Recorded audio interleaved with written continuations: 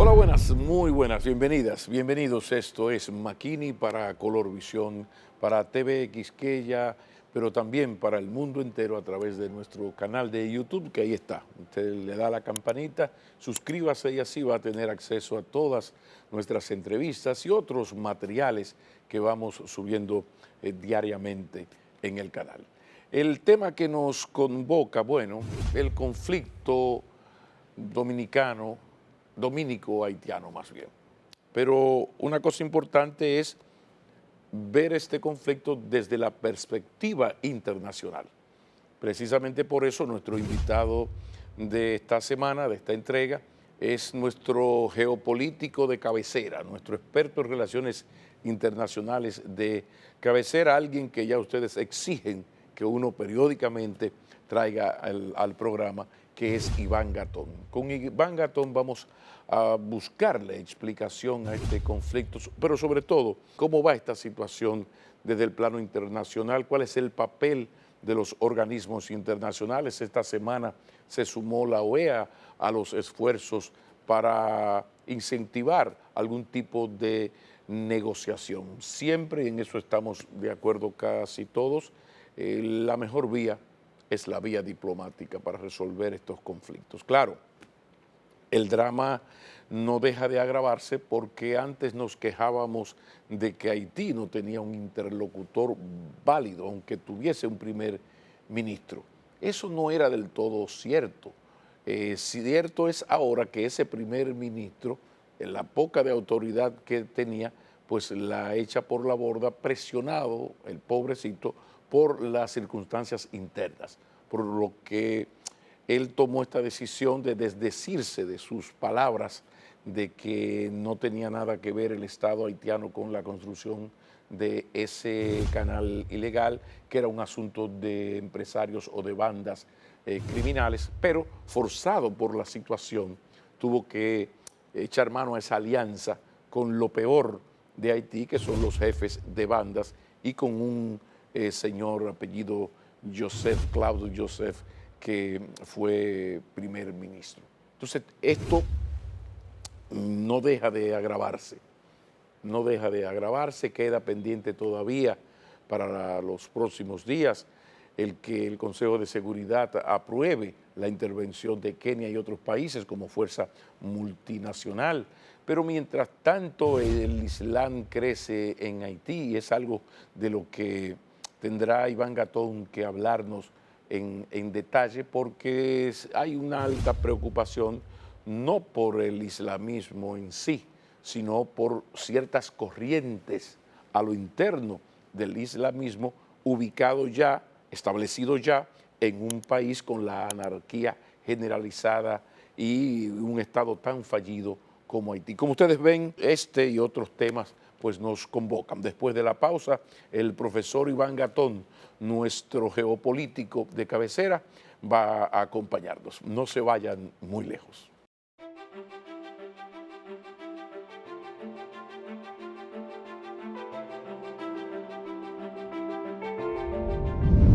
Continuamos en Makini. Recibimos al profesor Iván Gatón. Profesor, mi respeto, bienvenido como siempre.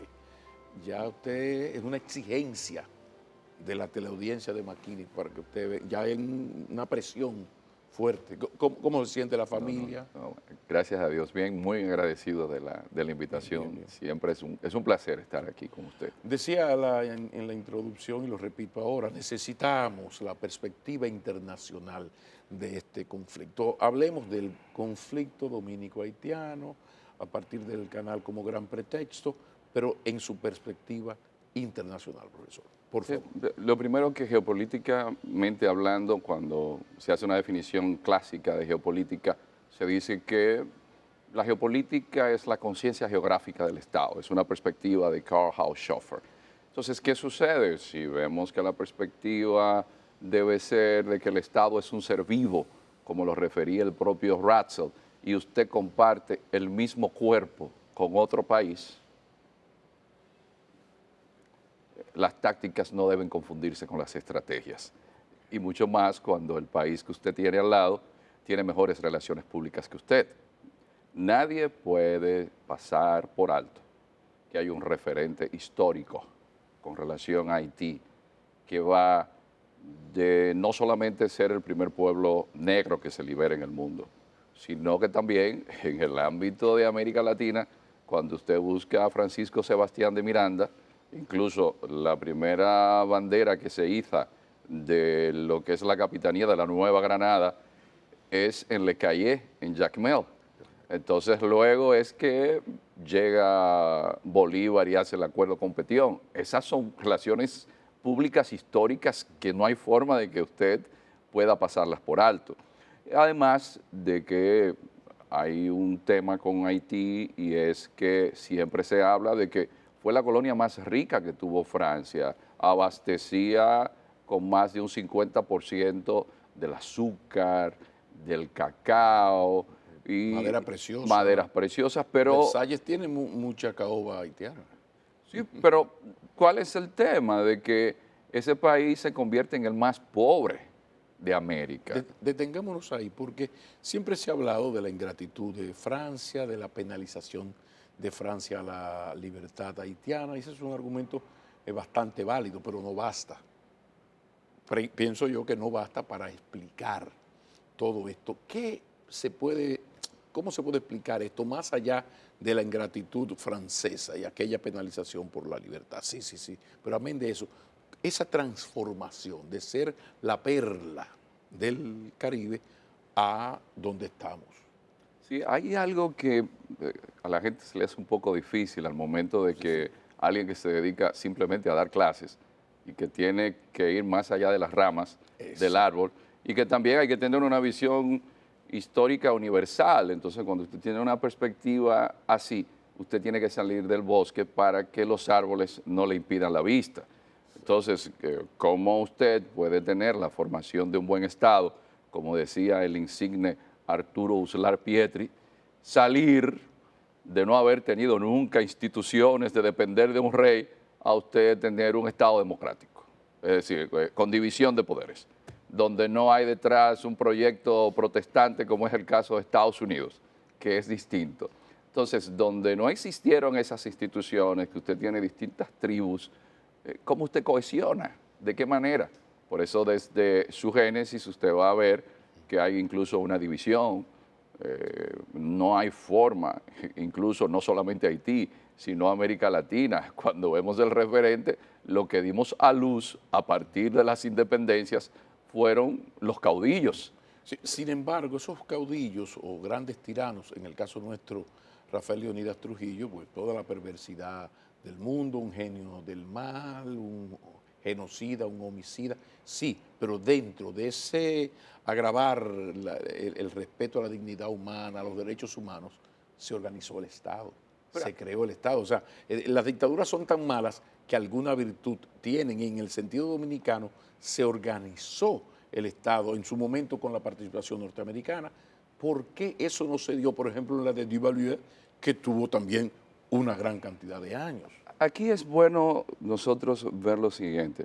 Siempre nos quejamos mucho de España, pero sucede que si vemos en una perspectiva histórica universal, España pudo hacer algo increíble, que todavía en África se está luchando con las diferentes tribus, que si la unidad en el idioma.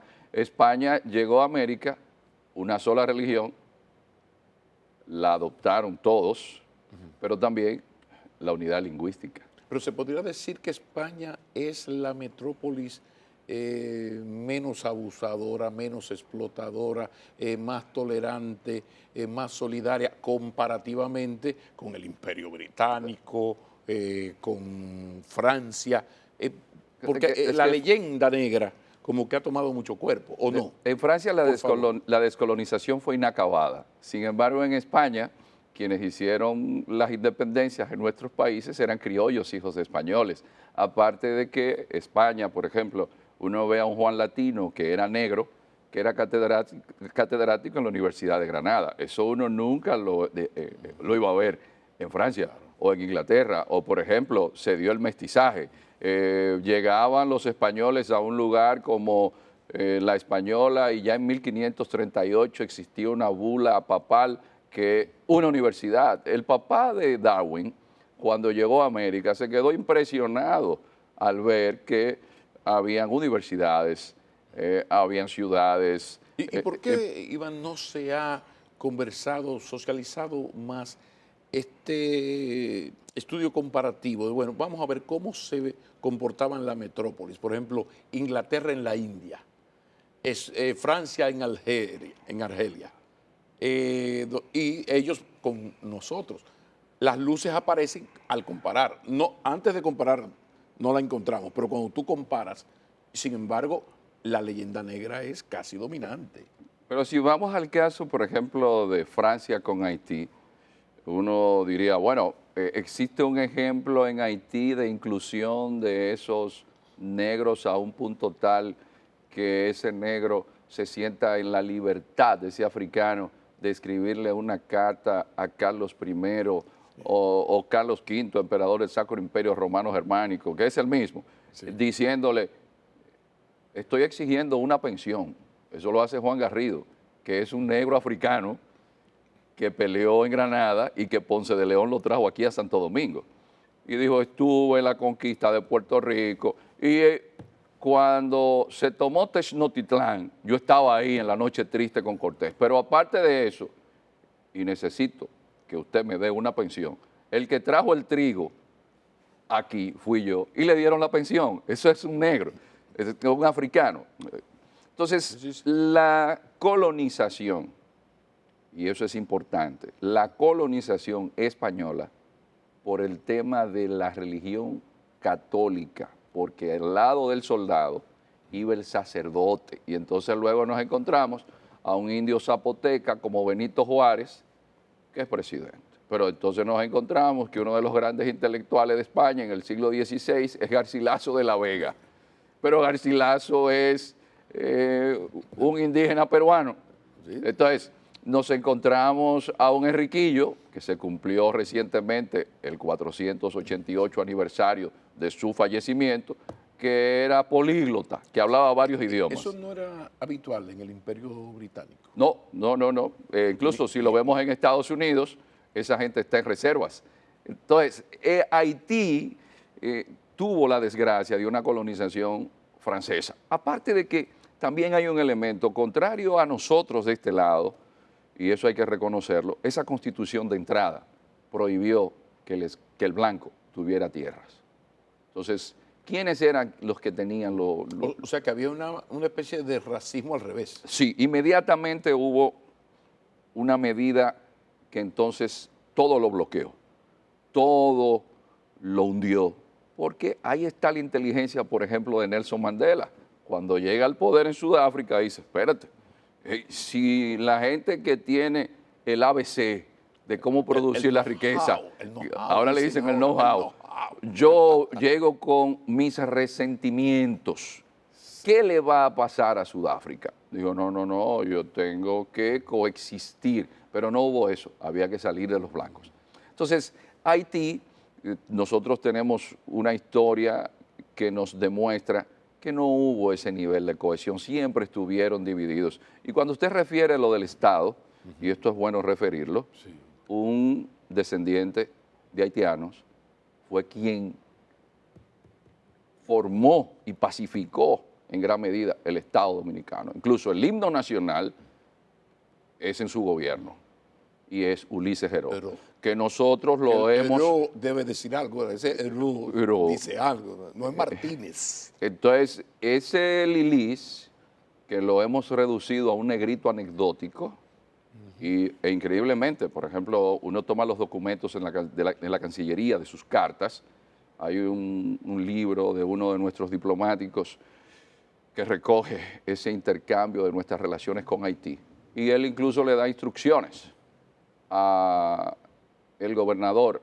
de Montecristi de cómo debe ser el protocolo cuando se vea con el presidente Hipólito, que él había impuesto porque los servicios de inteligencia de Lilis estaban en Haití.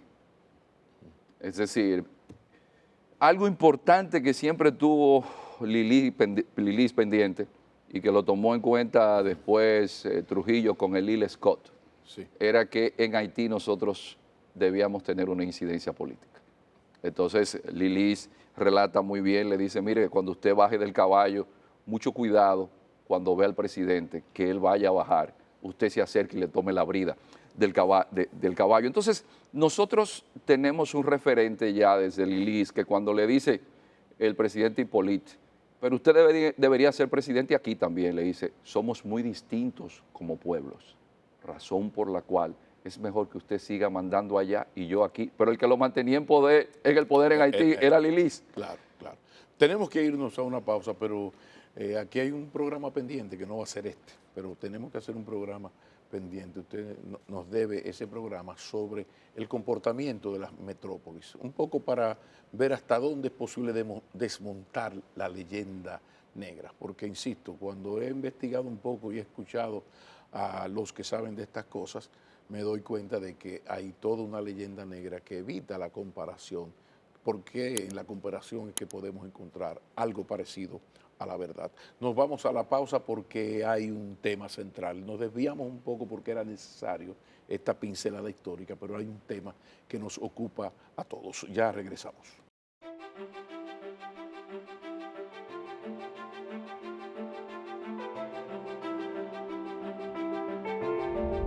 Bueno, siempre se ha dicho, profesor Gatón, que siempre es mejor un mal arreglo que un buen pleito. Estamos en la etapa, en este conflicto, estamos en la etapa de la negociación diplomática, de las mediaciones de organismos internacionales. ¿Cómo se ve este proceso que se ha iniciado? Esta semana dio un paso al frente la OEA, en la ONU se están haciendo los trabajos para que ese Consejo de Seguridad permita aquella fuerza multinacional de Kenia. ¿Cómo se ve? ¿Cómo usted ve este proceso que ahora mismo, en este momento, se está dando en cualquier parte del mundo? Mire, uno de los problemas más serios con Haití es la lucha por el relato. Y ese proceso, mientras tanto, usted encuentra que se hizo una reunión donde estaba Blinken y donde estaba Ariel Henry, pero ahí estaba también algunos jefes de Estado del Caribe, como también el ministro de Relaciones Exteriores de España, pero no estábamos nosotros. Entonces, es algo que cuando vi la noticia, dije, pero... Bueno, hay que preguntar quién invitó. Hay que preguntar quién invitó, hay que preguntar qué está sucediendo y es la impresión que tenemos todos los que nos hemos dedicado a analizar estos temas. Internacionalmente, desde que usted menciona Haití, está el sentimiento de la condescendencia. Con el débil, con el vencido. Con un país que hambruna. Nosotros debemos revisar como país a partir de las declaraciones que dio el propio presidente, el primer ministro haitiano en Naciones Unidas, y lo que hemos visto de distintos sectores haitianos. Y es una narrativa que parece que hace tiempo, y es así, que se venía trabajando, de presentar a República Dominicana como causante en gran medida de los males que se viven en Haití. Pero es un relato muy antiguo. Sí, pero es un relato antiguo. La torpeza dominicana ha expandido. Es un relato antiguo que en la medida que el tiempo ha ido pasando y France 24 o RT o la televisión española presentan imágenes de soldados dominicanos en la frontera con indefensos haitianos que están sufriendo del hambre, de las pandillas que los están llevando a unos extremos de violencia, que los organismos internacionales están espantados porque hasta Médicos Sin Fronteras ha tenido que ir abandonando Haití. ¿Cómo se ve entonces la República Dominicana? Entonces, el proceso que nosotros estamos viviendo en el mundo de 200 millones de refugiados, donde el Papa visita Marsella en estos días y le exige a Macron que hay que tener una visión humanística con relación a los refugiados. Sin permiso de residencia, solicitud de visado, no, por humanismo, por puro gesto solidario cristiano. Entonces, el escenario es grave porque también esta semana, por ejemplo, alguien llega y dice, mira, yo soy gay y como soy gay en mi país de origen, me persiguen, tú sabes, la mismo como es esto. O sea, ya ese argumento de ser discriminado en su nación le da derechos a permanecer en ese país europeo. Entonces, cuando ese es el relato normal, o la mujer que es discriminada por el machismo en la cultura musulmana, debe ser protegida, o el tema de la pobreza, bueno, uno tiene que mirar hacia República Dominicana. ¿Qué va a ser de nosotros? Porque no es mentira que cerca del 50% de la población haitiana está a merced de una hambruna en cualquier momento. Entonces, ese relato... Es que viven en hambruna, como que, una buena parte. Como que nos hemos quedado atrás. Y el escenario internacional nos condena antes del conflicto.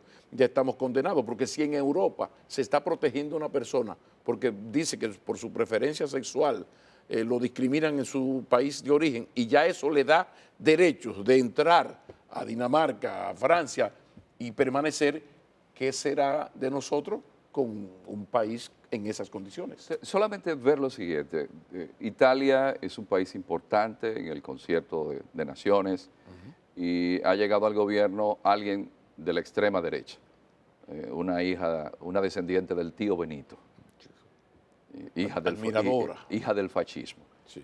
Y sus promesas de campaña para llegar al poder fue el tema migratorio, y mucho más después del desastre de Libia, que ha permitido que entonces toda esa corriente desde el África subsahariana de migraciones llegue a Italia. Pero Ursula von der Leyen, que es la cabeza de la Unión Europea, la visita, y a ella la tienen en jaque. Pero hay enfrentamientos, estamos hablando de la sociedad ideal, que es la europea, el referente en términos institucionales. Macron y Meloni se están intercambiando insultos por el tema migratorio. Entonces, cuando vemos una situación migratoria que en Europa, que hay recursos, se ven ese tipo de situaciones, o que en Estados Unidos, la ciudad de Nueva York, el alcalde dice, estamos desbordados, y la frontera en Estados Unidos está desbordada, y hay haitianos que tienen años, porque tengo contactos con periodistas de la zona de la frontera de México, y no le dan acceso a Estados Unidos. Y vimos imágenes no hace mucho tiempo de la forma en que fueron maltratados e incluso luego devueltos sin haber hecho el debido proceso. Y si eso es a Estados Unidos, que le llaman la atención a nivel internacional, y los medios publican imágenes que nos conmueven a todos, ¿y qué sería con una situación que tenga que ver con República Dominicana? Por eso el tema de Haití es mucho más delicado de lo que imaginamos, y en todo el proceso que va ante los organismos internacionales, nosotros tenemos una situación muy, muy delicada. Tanto es así, don Pablo, que gracias a vínculos que tenemos en algunos países, alguien se me acerca que es del Vaticano, y le digo, ¿y cuál es la percepción que tiene su santidad con relación al tema haitiano? Y déjame decirle, y nosotros como dominicanos deberíamos estar conscientes, el Vaticano se inclina por Haití. Bueno, solamente hay que escuchar lo que le dice a Macron en Marsella. Esos son los trailers de la situación. O sea, si él le dice a Macron lo que le dijo en términos del trato humano, de la caridad, del cristianismo, de que es la casa de todos, ese relato es el mismo para República Dominicana. Ahora la pregunta es, eso se conoce en Cancillería, se conoce en Palacio, lo conocen los líderes políticos, empresariales del país.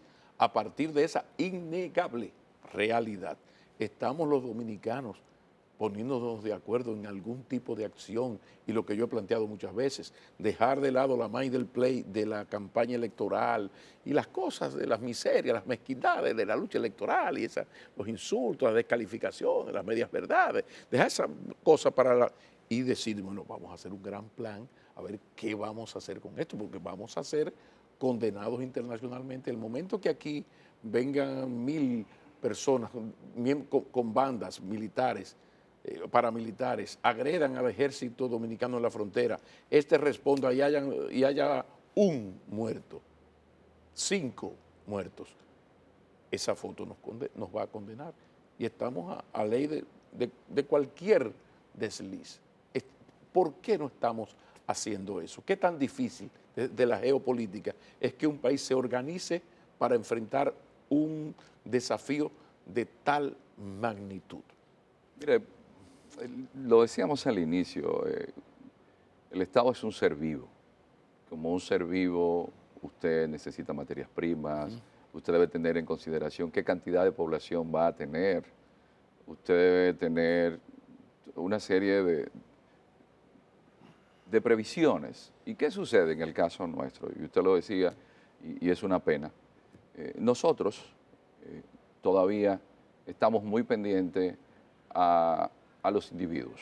Y esa ha sido la desgracia de las democracias en América Latina, que no han creado instituciones. No es un tema de la burocracia, sino de la ineficacia de esa propia burocracia que no permite que tengamos un Estado eficiente que permita lo que se llama el Estado de Derecho.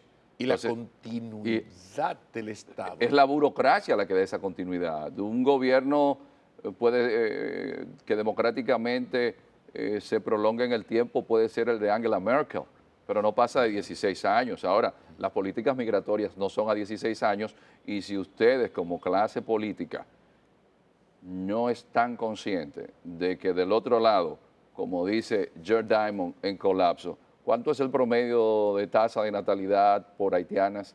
¿Cuánto es la cantidad de territorio que tienen los haitianos y de tierra cultivable? Entonces usted lo toma en términos médicos y usted dice, bueno, aquí hay una patología, ese cuerpo tiene un cáncer, el cáncer se inició en un brazo, más temprano que tarde eso va a hacer metástasis. Claro. Entonces nosotros no estamos haciendo conciencia de que esto no es un tema de un partido político, estamos poniendo en riesgo el futuro del país, sobre todo por un elemento también que de ahí viene la falta de conciencia, no solamente de los políticos, sino de la ciudadanía en general, porque los políticos somos nosotros. Es decir, esos políticos no vienen ni de Marte, ni de Venus, es lo que la sociedad da. Es decir, claro, estamos criticando a los políticos, pero somos nosotros, son nuestros vecinos, nuestros hermanos, la expresión de la sociedad. Exacto. Tomemos en consideración lo siguiente. Haití se ha cohesionado por una perspectiva nacionalista, hasta las pandillas con relación al tema del río. Pero en República Dominicana, yo recuerdo, cierren filas y que viva la patria, uno como muchacho, el gran honor que uno tenía en Sabana Grande de Boyá era que le dijeran, usted hoy iza la bandera. ¿Saben los muchachos qué fue la Trinitaria? ¿Tienen un referente de la autoestima, de esa propia valía, de ese orgullo nacional? No, no saben bien ni quién es Duarte. Entonces, en geopolítica, de las 4 bases en las que se sostienen los imperios, aparte del militar, del económico y del tecnológico, uno es el cultural. Hasta dónde nosotros estamos culturalmente incidiendo en las generaciones que vienen. Los haitianos todos se han cohesionado. Ha sido mágico lo que se ha logrado con lo del río. Pero es porque no importa el haitiano, hay una formación, hay una inclinación de que ustedes son Haití y tienen ese orgullo. Sin embargo, nosotros... a lo cultural, como también está el otro sentimiento de que este es un país hegemónico que no quiere respetar a Haití y pretende narigonearnos. Y reaccionan así incluso cuando la República Dominicana sale por el mundo a defender a Haití y a llamarle la atención al mundo de que hay que salvar a Haití. La lectura que se le da en Haití a ese protagonismo dominicano pidiendo ayuda para Haití no es positivo, ¿o no es así? No, pero es que también nosotros nos ha faltado nuestro Ubicatex de 500 miligramos. Nosotros siempre queremos tratar a Haití como si los haitianos nos vieran a nosotros con un sentido de benevolencia. Por eso Haití es un objeto político no identificado en términos de cuando usted conversa con ellos. Es los que tenemos experiencia en el sector público y que sabemos que usted con los haitianos negocia algo y le dicen que sí hoy y mañana, bueno, somos un Estado fallido, no tenemos control de esa área. Pero para otro asunto sí. Para otro asunto, yo sí soy un Estado y yo estoy en los organismos internacionales y tengo mi diplomacia desde que se inicia el problema del río, enviando un comunicado a las distintas cancillerías. Pero estamos hablando de un Estado que no es capaz de mantener el mínimo orden, no es capaz de generar el mínimo ambiente de generación, valga la redundancia, de generación de empleo, un sistema de salud, o sea, un Estado absolutamente fallido, pero cuando le conviene, toma esa tradición diplomática de mucha calidad, porque la diplomacia haitiana siempre nos ha superado a nosotros. Es que nosotros hemos subestimado. Hay una élite que es la que también se ha beneficiado de ese nivel de pauperación que se encuentra Haití, que siempre ha estado arriba. Se podría decir que hay una vinculación, una alianza tácita, no conversada, entre esas élites y las élites dominicanas que tienen que ver con la explotación de mano de obra extranjera indocumentada y por lo mismo sin derechos, que le da alta rentabilidad a sus negocios. Entonces, al mismo tiempo, a lo interno nuestro venden el relato de no regularización. Coño, pero como no regularización, si el proletariado dominicano es haitiano y parcialmente indocumentado. Entonces, hay algún tipo de alianza entre esas dos élites, el empleador que se beneficia de esto y las élites que tradicionalmente se benefician de casi todo. No necesariamente. Realmente en Haití a veces uno piensa que la élite haitiana con la dominicana está en contubernio y realmente no es así. Pueden haber coincidencias, no necesariamente. Exacto. Además, el principal tema que nos ha afectado a nosotros con Haití es el de los braceros haitianos. Y es algo que viene desde la época de Trujillo, cuando se traían aquí, incluso por barco, vía Jaina,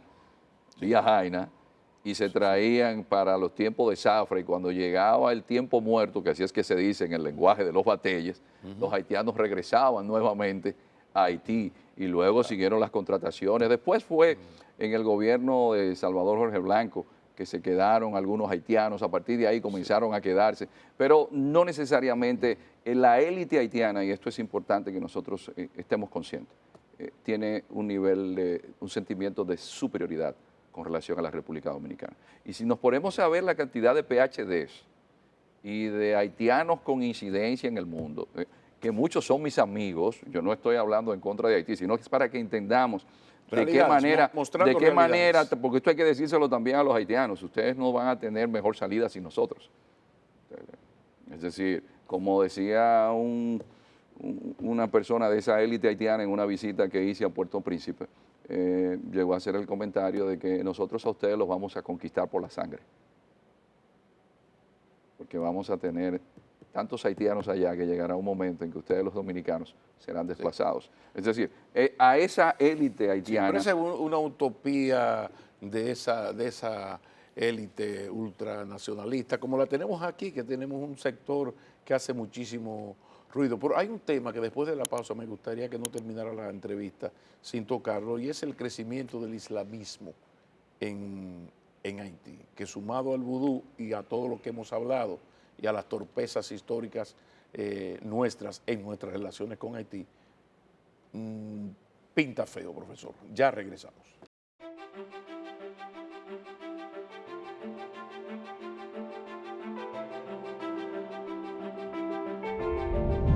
Profesor Iván Gatón, ¿qué tan serio es esto del crecimiento del islamismo en la sociedad haitiana? ¿O es algo muy pequeño, muy minoritario? ¿Qué incidencia tiene? ¿Qué tipo de islamismo es el que más ha crecido?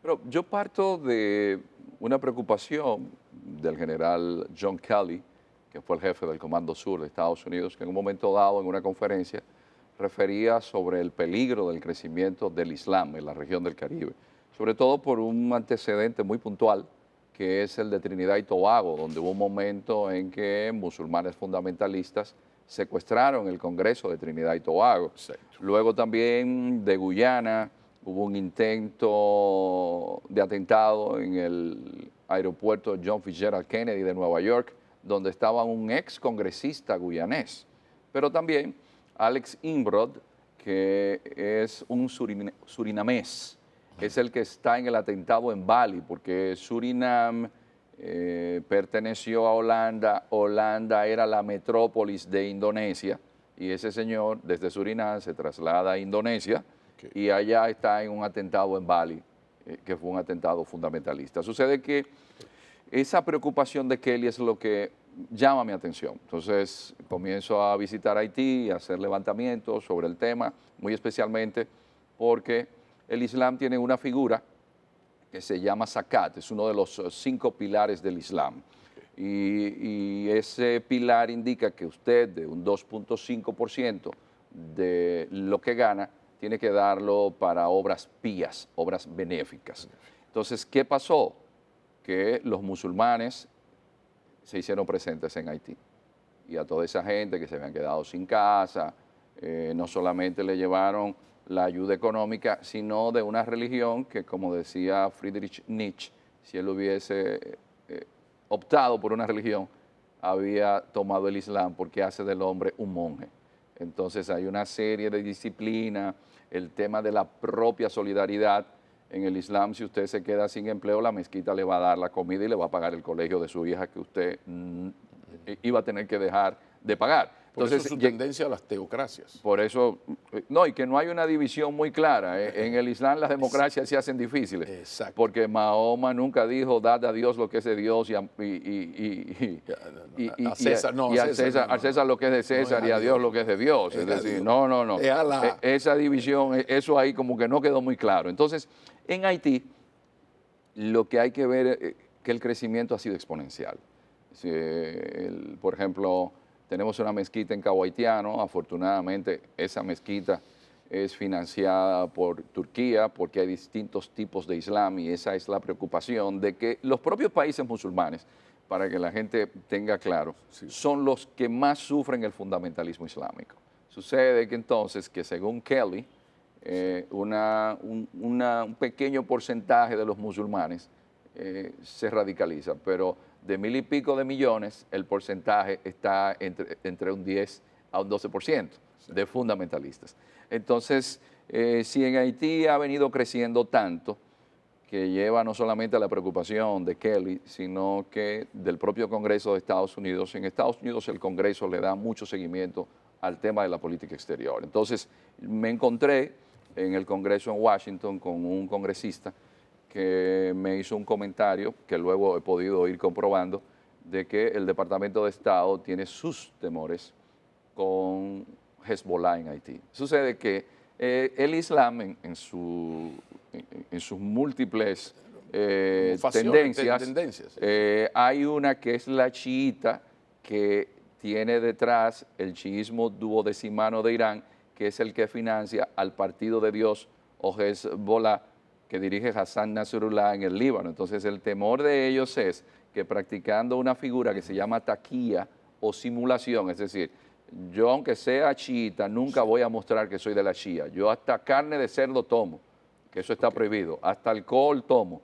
Y el temor es que haya presencia shia. Pero hay algo que llama la atención, qué bueno que tú tocas ese tema.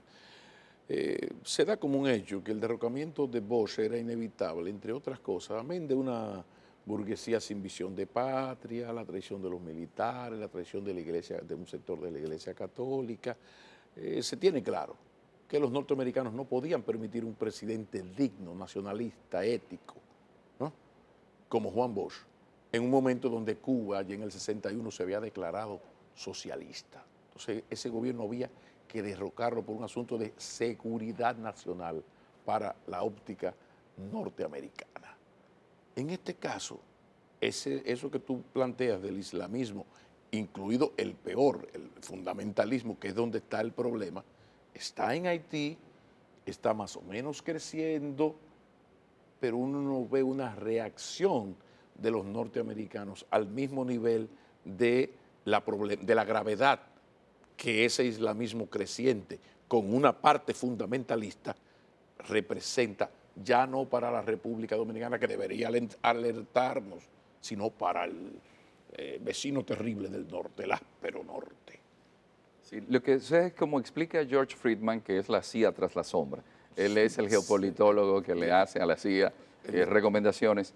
Él decía que Estados Unidos se había perdido en una serie de elementos y por eso en su libro, Los próximos 10 años, hace recomendaciones porque a veces en el Departamento de Estado se pierden.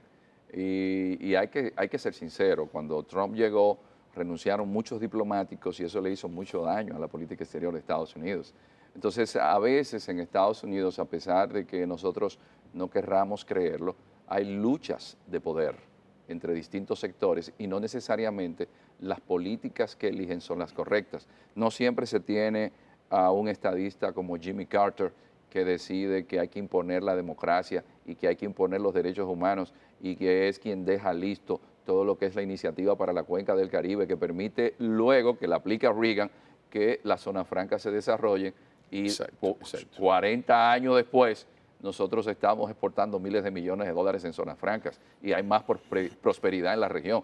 Pero es el hombre que firmó el acuerdo con Torrijos para el Canal de Panamá, pero no le dieron la oportunidad de un segundo mandato por el caso de Irán. Pero el tema es que en Estados Unidos también, y esto es importante para la gente de ellos que toma nota, no pueden dejar de perder de vista que en Haití no existe un Estado que pueda dar seguimiento a lo que sí se hace en Francia, lo que sí se hace en Europa, a los predicadores musulmanes, qué tipo de Islam predican. No es que el Islam sea malo, es que hay predicadores o hay tendencias del Islam que necesitan ser vigiladas, darle seguimiento. Entonces, estamos en Haití dándole seguimiento a esto. ¿Qué significaría? Y a mí me preocupa mucho porque en el largo plazo, lo que vive Haití, desde una perspectiva geopolítica, y como dice Diamond en este libro, si usted quiere comprender la complejidad y las dificultades del mundo actual, en el capítulo 11, vea la situación de la República Dominicana y Haití. Pero es en este libro que está hablando de las grandes civilizaciones, cómo han colapsado. Y yo no sé si todavía... Que ya es un libro viejo de 12, este es un libro años. de 2005. Esos son 15 y 3, 18. 18 años. 18 años. Y lo advertía. Entonces, sí, tiene un párrafo larguísimo. Tiene un capítulo. Si no digo el párrafo larguísimo donde cuenta su impresión de la frontera, en la página hay 300, o sea, pero un asunto muy impactante que a partir de ese párrafo tú dices, pero ¿y por qué entonces no actuamos en consecuencia? Por favor. Para cualquiera que esté interesado en comprender los problemas del mundo actual, constituye un espectacular desafío entender la frontera de República Dominicana y Haití. Los dos países en que se divide la enorme isla caribeña de la Española, situada al sudeste de la Florida. Entonces, ahí sigue explicando y nos dice como una crónica de una muerte anunciada, y es que no estamos teniendo una plena conciencia de la gravedad, no solamente de que tengamos pandillas en Haití, es que hay un Islam que no lo identificamos, es que también no tenemos allí una élite política ni económica comprometida con el futuro de ese país. ¿Quién a final del camino, si lo vemos desde la perspectiva de la conciencia geográfica, terminará siendo ruandizada? Claro. La isla La Española, porque compartimos la misma isla. Claro. En definitiva, terminamos como comenzamos, preocupados por un conflicto que va muchísimo más allá de un rito y unos canalitos y un presidente y un barbecue. Esto es un asunto ni siquiera de patria, un asunto continental. Y don Pablo, pero tenemos que ponernos las pilas. Pero algo importante que es bueno que tanto Washington como la Unión Europea tomen en consideración. ¿Cómo juzgaría la historia universal cuando en 100 o 200 años se escriba que el país que más progresó, como fue la República Dominicana, un ejemplo de democracia, como somos nosotros, se sacrificó o fue sacrificado porque internacionalmente no se le prestó atención a lo que estaba sucediendo en Haití? Es ahí la tarea. Así terminamos. Ya ustedes saben, precisamente por eso es un habitué del programa, nuestro geopolítico asesor de relaciones internacionales de cabecera de este programa, el profesor Iván Gatón, una vez más, y así será dentro de poco tiempo, ha estado y estará con nosotros. Sean felices, si es en familia, mucho mejor.